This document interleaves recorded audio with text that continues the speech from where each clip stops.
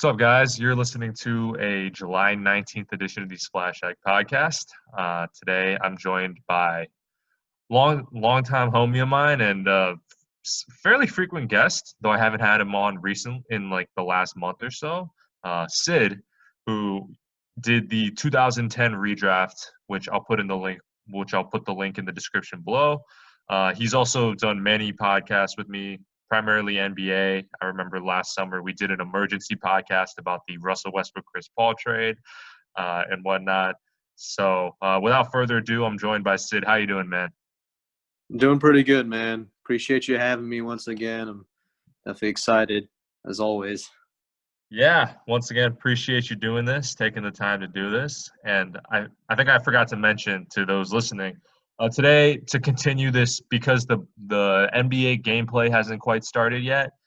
Um, Obviously, there's not game content to quite discuss, but with the we're only a couple weeks out from games starting, so I'm thinking of just continuing this trend of doing redrafts. So the last 2 weeks I did the 2012 and 2011 redraft with my buddy Jason.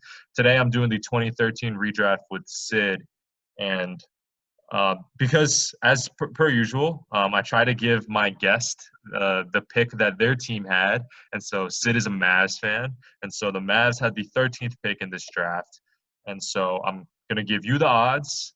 I'm gonna take the evens, and per usual, or just like last time, like we established in 2010, there's no real. We're just doing this for fun, so there's no real like. I'll put it this way: you could, if it's just a fun thought exercise. So whether you want to say, "Oh, I'm basing this off of what I've seen from them," or "I'm basing this off of what I think would have happened if a said player was in a better situation," or a combination of both, whatever you're feeling, there's no right, no wrong. If you want to take a swing, quite frankly, I'm fine with it because it makes for a more interesting discussion. Sound good? Yeah, it sounds good, man. And before we get started, I was actually curious. I know that you are. I know that you definitely love a good brew. You've been to you've had the pleasure of trying out brews from in Germany and other really nice places. I was curious. Have you been keeping up with this whole NBA bubble shotgunning beers thing going on? Yeah, I've seen a couple clips. I know JJ Redick did. So was that what started that trend of them. Yep. Okay. Yeah, I saw that. So I guess they still, some of them, they still have it as far as the party atmosphere goes, and so yeah, that was funny. Yeah, I was curious. Did you see Meyers Leonard's response to JJ Redick? I did not, but what did Okay. he say? Well, he absolutely just destroyed a couple a couple beers because there were people saying like, "Oh, like don't challenge me." But then Meyers Leonard, I'm gonna be honest, Meyers Leonard absolutely worked those guys. I swear to God, it's like a big I don't know which brand, but it's a big beer can, and he just finishes it in like a second and a half, and then he crushes it to like kind of prove that there's no liquid remaining. I was like, holy shit, is that a magic trick? Like, Yeah, man. I guess NBA big man, they got many talents. yeah, and so I'll send you that video. I should send you the video Meyers Leonard, because I'm still really in shock of how he did it. Yeah, that's crazy. But without further ado, let's get started with our redraft exercise. So since you got the odds, you're on the clock. You're the Cavs. I think we're both in agreement on who goes here. It's a pretty obvious pick. Yeah, definitely have to go with the MVP, Giannis Antetokounmpo. He's of course he's gotten better every year, and now he's perennial MVP candidate, and he's got the Bucks at the top of the East. So just knowing that about him, if we had to redraft, I feel like that's the right move. And it would have been crazy. It was before Cleveland got LeBron, so Assuming if he still goes to Cleveland a year later, they could have had a very scary team. And Yeah, very versatile team. yeah. Yeah. Basically, Giannis could have played like center, and he could have basically whatever Tristan Thompson provided for that team, Giannis could have provided everything, but like a million times better. Yeah. Yeah. Yeah. And I think it's also interesting to point out, like, obviously no one at the time knew what Giannis was going to become, which is why he ends up going 15th. So, um, it had, had obviously hindsight's always 2020. Had the Cavs taken Giannis first overall in 2013, the internet would have absolutely gone would have been an absolute shit show, even more so than even kind of that would have been even more surprising than the actual pick that they had, which was Anthony Bennett. But it just kind of goes to show you how much of a crapshoot sometimes these things are. Yeah, absolutely. I don't.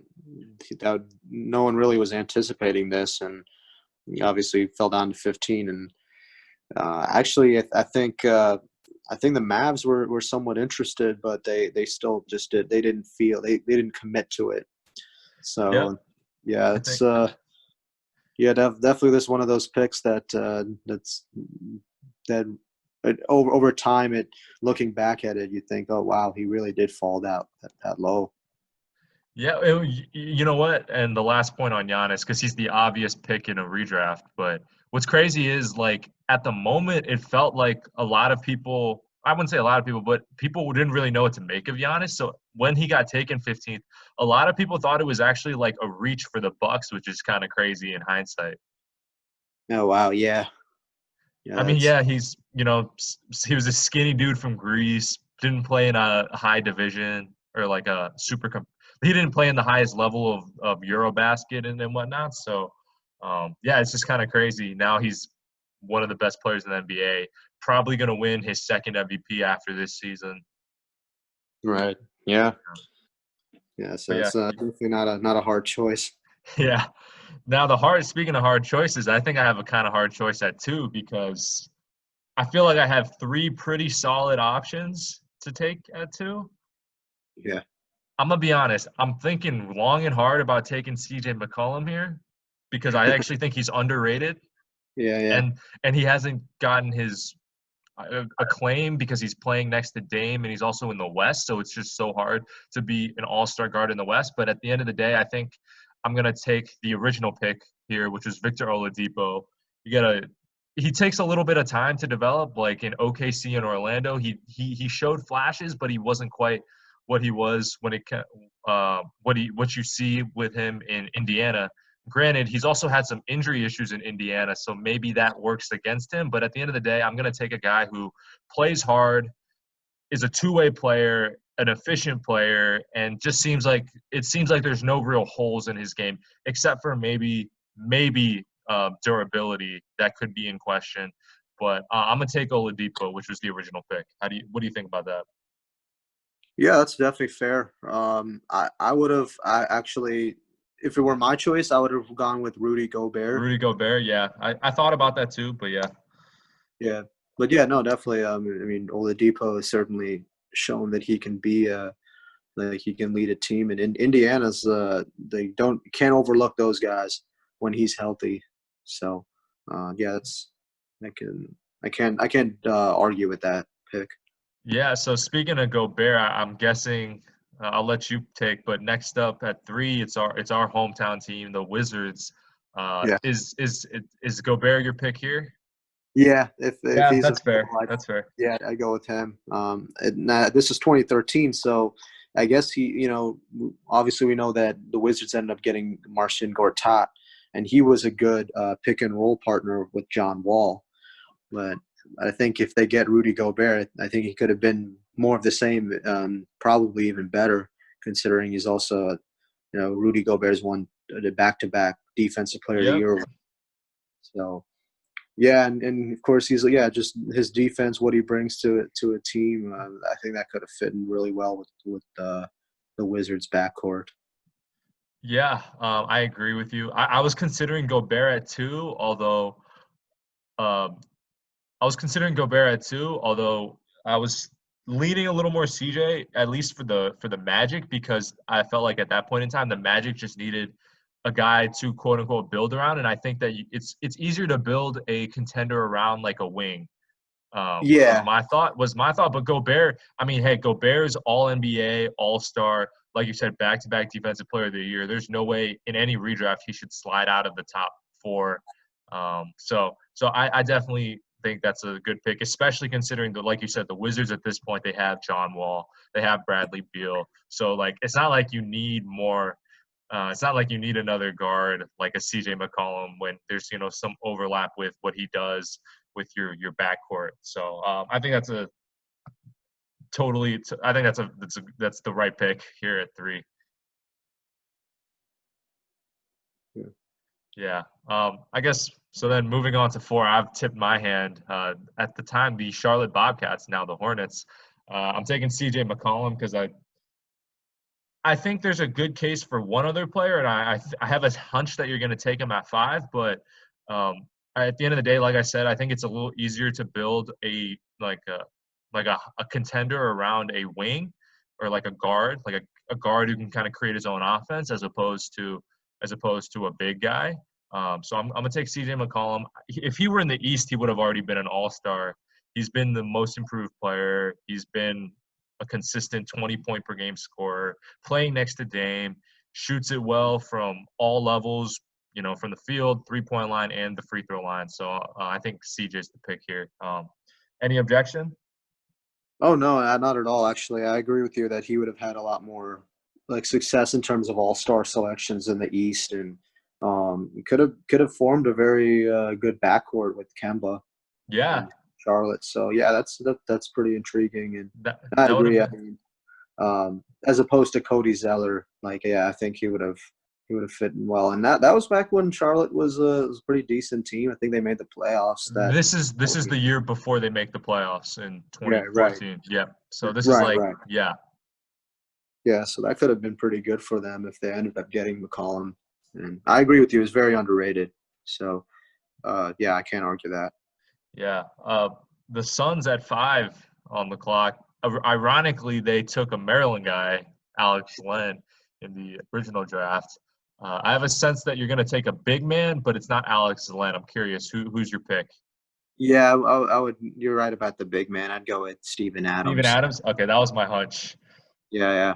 He's I mean, yeah, I think he's also a very good center. And actually, funny enough, I thought if you would have taken Rudy Gobert at number 2 for Orlando, I would have taken Steven Adams number 3 for Washington for the Wow. same reasons. Just like the pick and roll with John Wall and the fit with that team and Yeah. uh, his defensive presence. But yeah, I think all those things he brings to the table. Not quite at Gobert's level, is not defensive player of the year worthy, but I still think he's just an absolute force.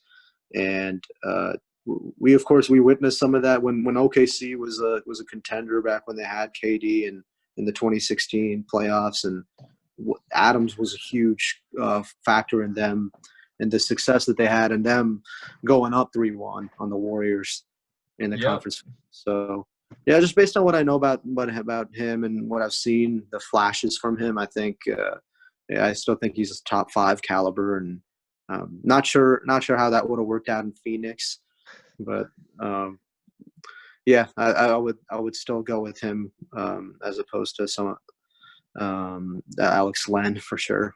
Yeah. Interestingly, like, I mean, you and I have talked about this, but there's a serious argument that, like, of the contenders in 2016, Steven Adams was the best starting center. Granted, that was a year in which the league really started to embrace going smaller. But if you think about it, like, I mean, I would take Steven Adams over Tristan Thompson. The Warriors started Bogut, that was towards the end of Bogut being, the the best version of himself. And the Yeah, Spurs were starting Tim Duncan, who was in his last year. The Raptors had Valanciunas. I would take Steven Adams over Valanciunas. And like you said, like when they were up 3-1 on the Warriors, like when you watch those games, Steven Adams was a problem. Like hmm obviously there's the controversy of Draymond kicking him in the nuts, but yeah, like he like that his size and physicality combined with his ability to move at that size with that level of size and toughness, that was a real problem for the Warriors. So I think this is a good pick here at 5. Yeah, I have to agree. Yeah, he would have been a problem if they kept going. If OKC was able to prevail, he would have been a huge problem for Cleveland in the finals too. Um, Yeah, I agree with that. right. Yeah, I think because of him, I would have picked OKC to win that series. Yeah.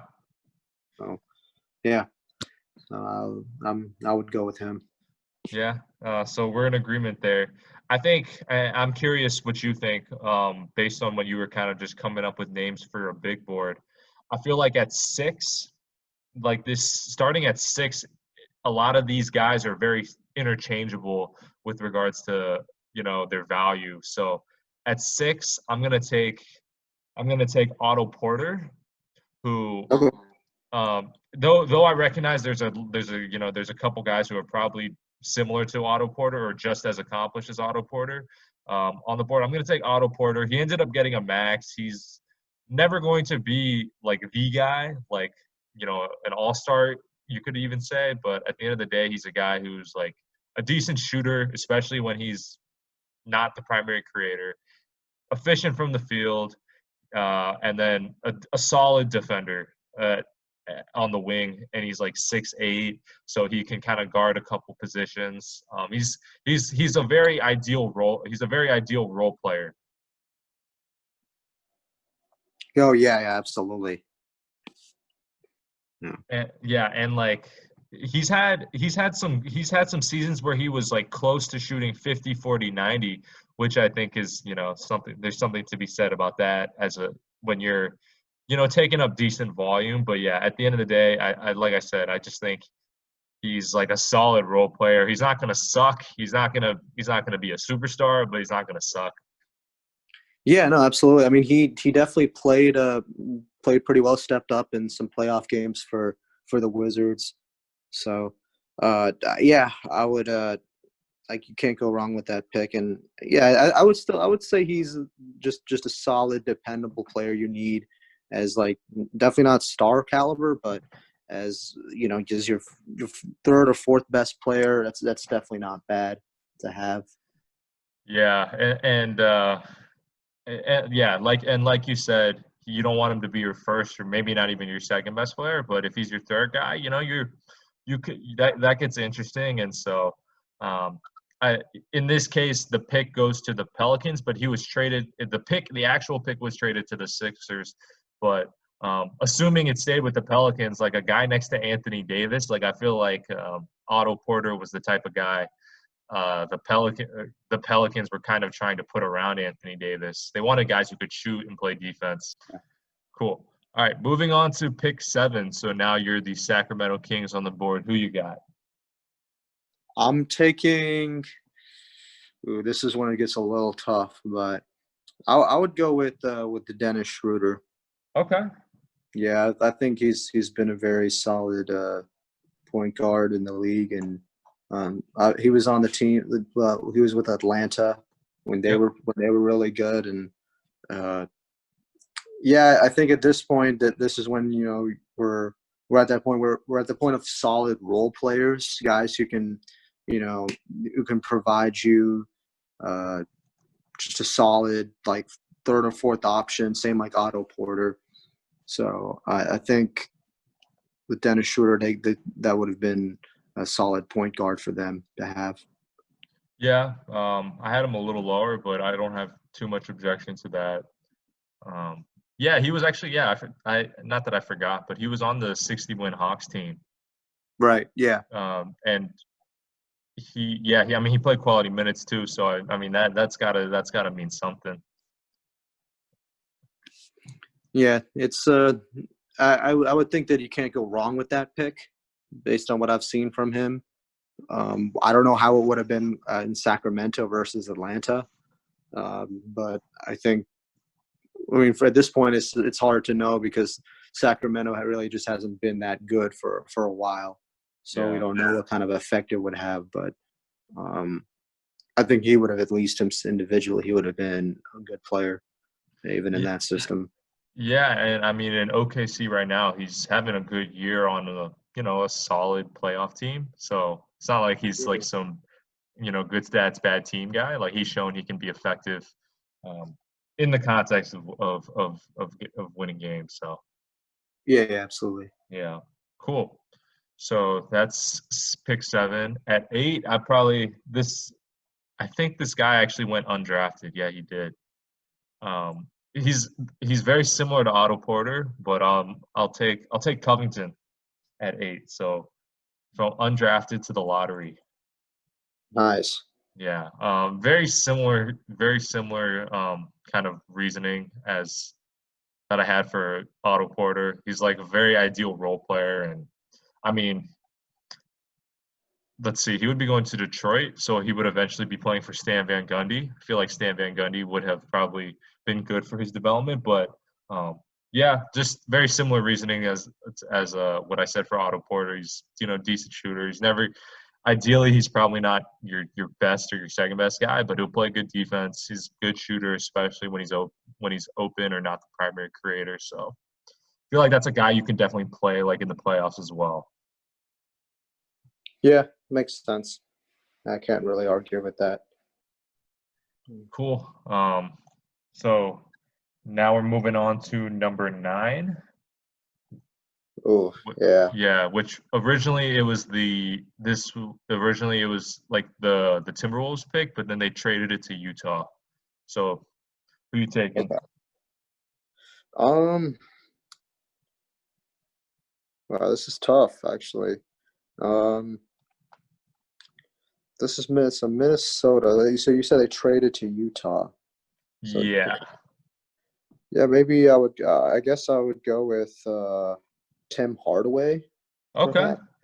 Yeah, I Yeah. do think he's pretty underrated. I mean, he ended up on the Knicks, and of course, we all know the Knicks have kind of been a bottom of the barrel team in the last for as long as we can remember. So, and now as a Mavericks fan, I know I've gotten a closer look at him since he got traded to Dallas a little over a year ago, along with the Kristaps Porzingis trade. So, I think he's been a pretty dependable player.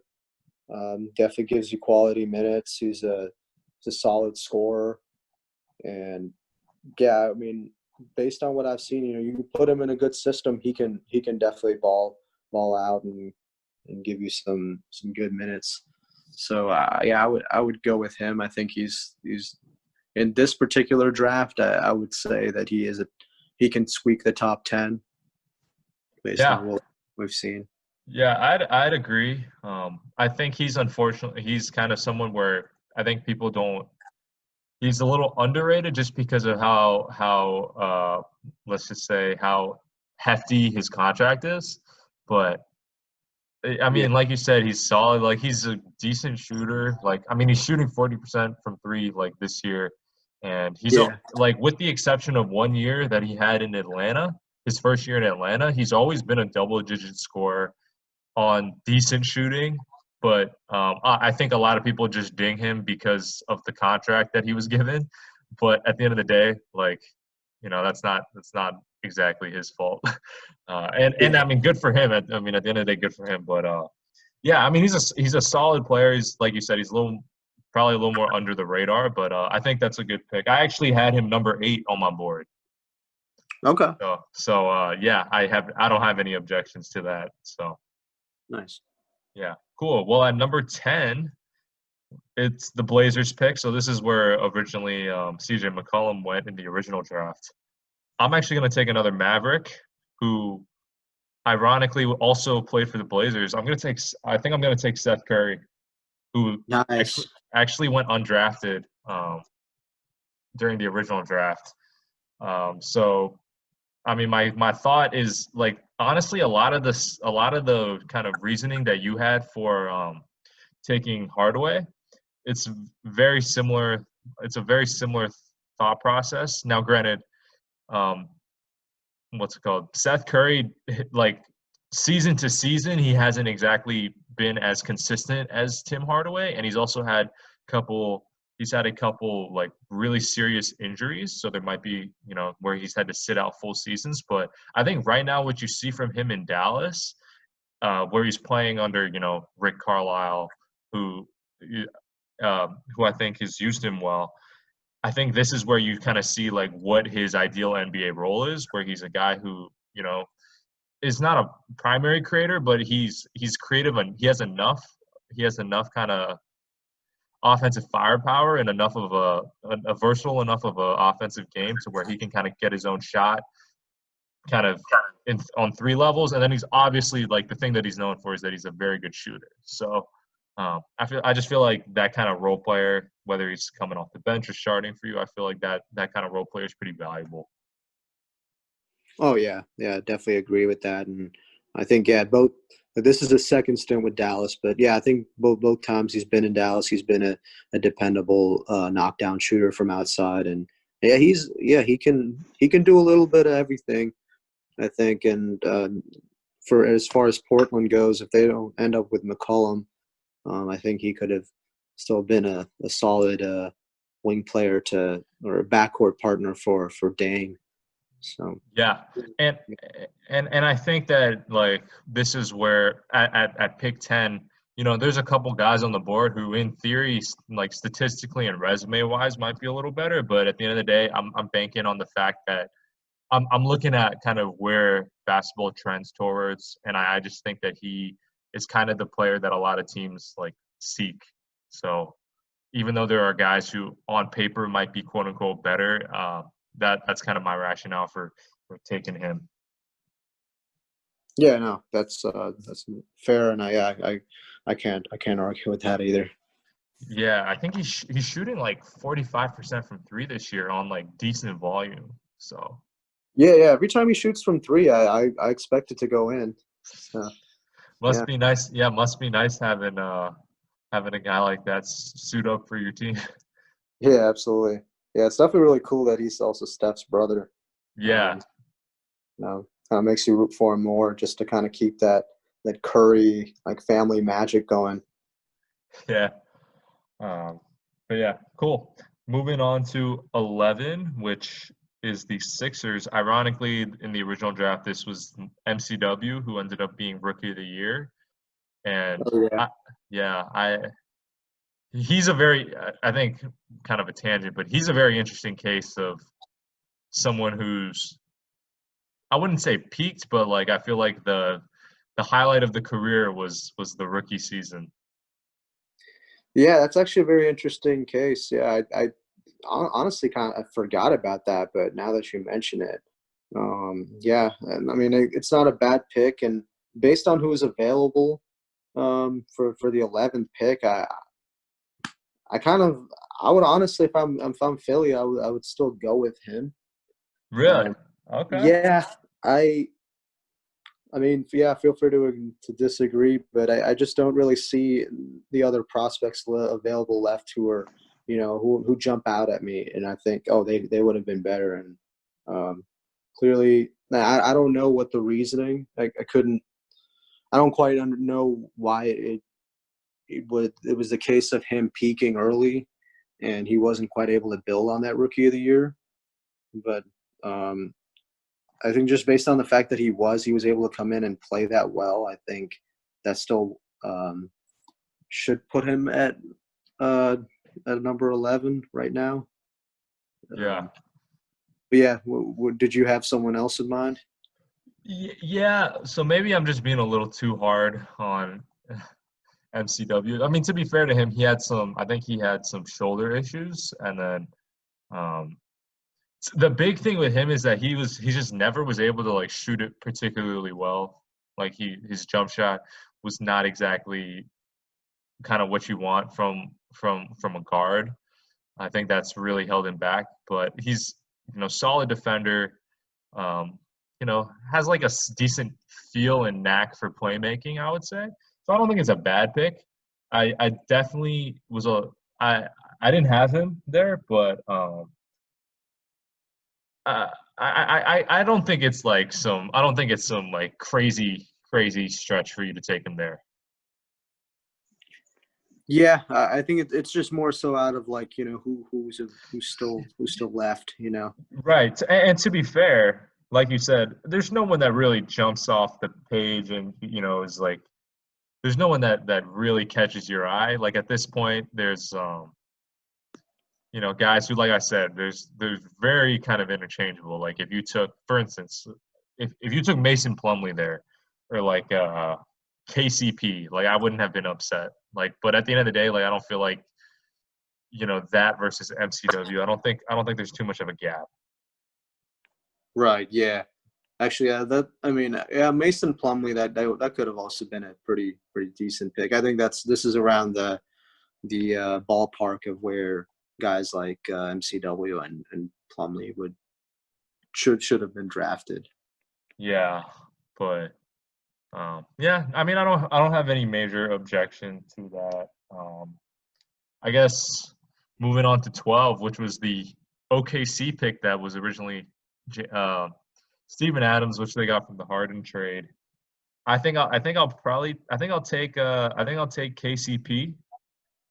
because yeah. So I mean you I know it's a little cliche at this. I sound like a broken record, but a guy who just seems like a fine role player. He's that, although a little bit worse than like an Otto Porter or a Robert Covington. But at the end of the day, this was, I guess thinking about where OKC was headed, like kind of where they were going. If they're not able to get Steven Adams here, um, I was thinking between Plumlee and KCP, but at the end of the day, I think about the Roberson spot in the 2016 playoffs, and I just think that if they could get a guy who could at least be a better shooter than Roberson, and maybe not quite as good of a defender, but at least like decent enough on defense and could guard ones, twos, and threes, I feel like that would have been a good fit next to Russ and KD. Especially in theory going up against the Warriors. If they don't have Steven Adams, they might have been able to put out like a smaller lineup of, say, Westbrook, maybe Waiters, and then KCP, KD, and Ibaka, something along those lines. Yeah, I could see that. Yeah, if they can't get Steven Adams, I mean, yeah, KCP could have. I don't think Mason Plumlee would have been anywhere near that caliber. So Yeah. KCP could have allowed them at least, like looking forward, looking ahead with the small ball style that the NBA kind of transitioned to. This might have Yeah. been a pick. Honestly, though, I don't know why I never actually noticed this, but if OKC had taken Giannis here, I don't think anybody would, and I don't think anybody would ever bring up the Harden trade as a bad thing. That's very true, actually. I had Dang. never noticed that. I had never noticed that. Yeah, I don't even think anyone really talks about the fact that OKC missed on Giannis. Yeah, you always Like, hear you always hear the Mavs story, yeah. I think but with the Mavs, that got a little bit more attention because apparently the general manager Donnie Nelson was yep. interested, and Mark Cuban didn't feel convinced enough, and so he never really went along with it. But Yeah, yeah, little tough luck for Cuban, but yeah. I but love yeah, Mark Cuban, but he's had some misses for sure in this. but Um, yeah, cool. Yeah, no, I don't know why I never noticed that or never explicitly thought about that. Like, imagine if OKC had taken Giannis, like, holy, like, I mean, that would have been perfect because I assume you would have put him and Ibaka as your front court. And that's like both a small and a big line. It's like a small and a big lineup in some ways because you would have so much length and versatility, but it wouldn't be your traditional, big man assortment. oh, So yeah, wow, oh that's a yeah. crazy. Yo, wow. Just thinking about it, I would love to see like a 2K simulation where where they go with Giannis instead of Steven Adams. That would be fascinating. But Yeah, anyhow, cool. totally. So pick 13, which is the last pick that you got. It's your Mavs. Now in the original draft, they traded the pick to Boston. Mhm. Um, and the original pick was actually a player you and I do not like at all. So I'm going to try to avoid. I'm gonna avoid saying his name for now. I'm Yeah. curious, who are you taking here for your Mavs? Well, it's hard, and I hate to say it. I mean, this unspeakable name.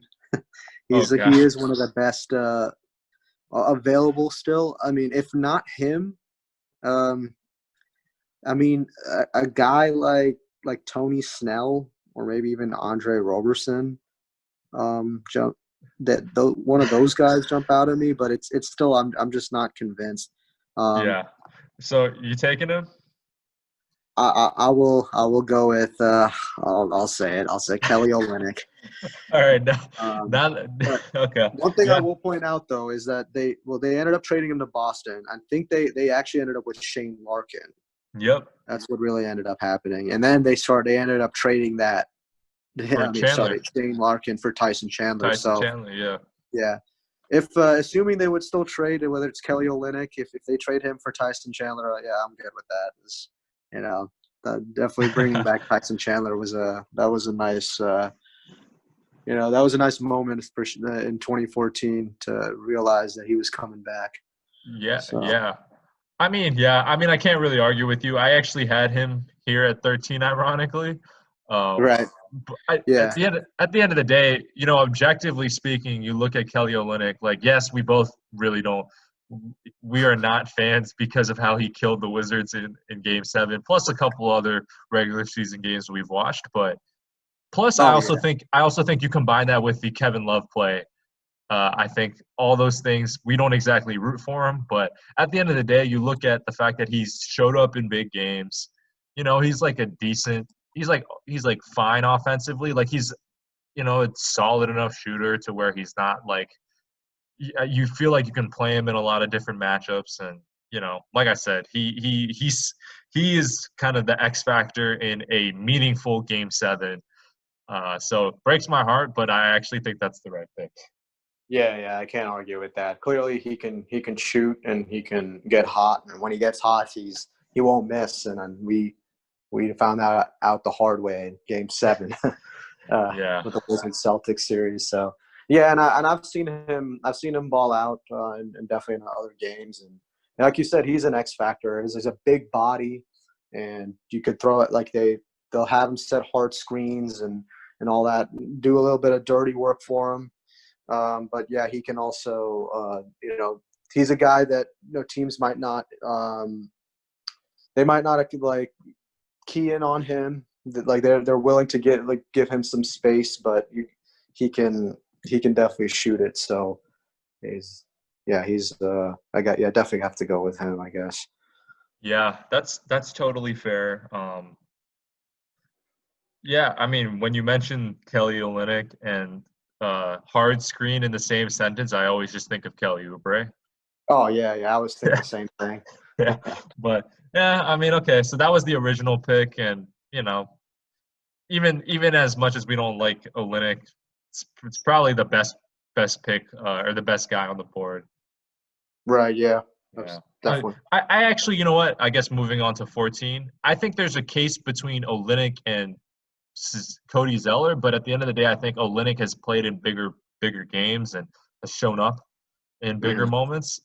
So I think that kind of is, at least for me, what put him over the edge, put him over Cody Zeller. But I guess at 14, as the last pick of the lottery, I have two people that I'm considering. At this, you know what? I'm gonna take a guy who was temporarily out of the league actually, and really struggled a little bit. Ironically, he was actually on that Wizards team in 2017 that lost to the Celtics in 7. I'm gonna take Trey Burke, and Okay. Yeah.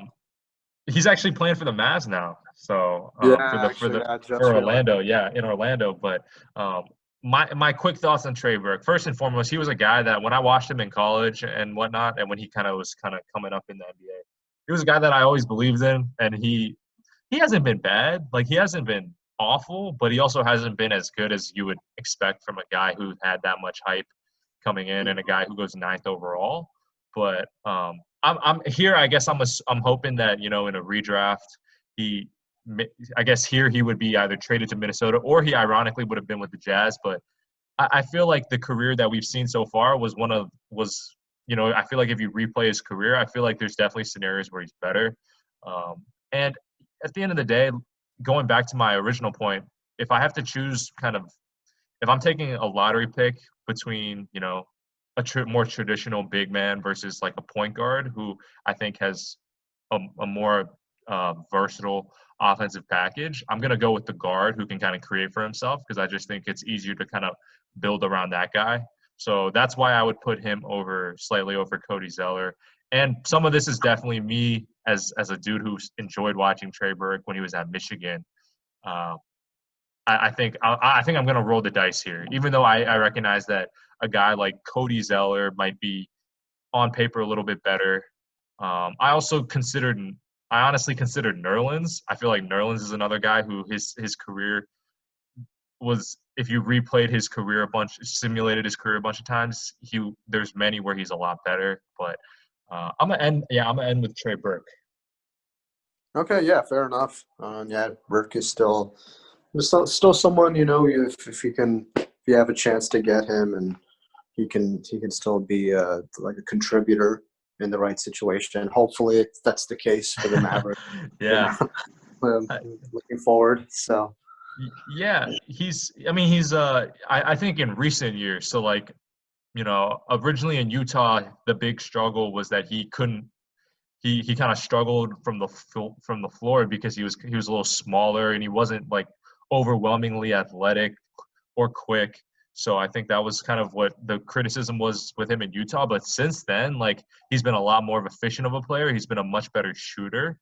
And so even if you're not getting him to be like the guy, I feel like at the end of the day, he's a guard that could realistically play in the rotation for like, a decent team.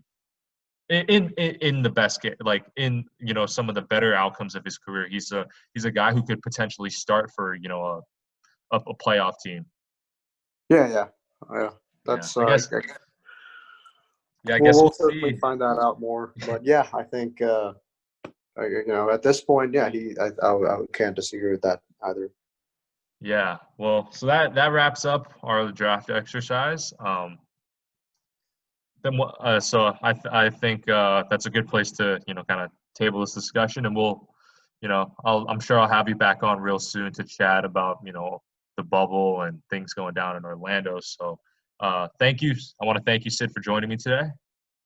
Yeah, no problem. Thank you for having me. This was definitely fun. It's always cool to just look back and just try to replay like what happened after after the draft, and and then trying to see, okay, what in hindsight, what would have been the better move for each team. But yeah, this is a cool exercise. So thank you.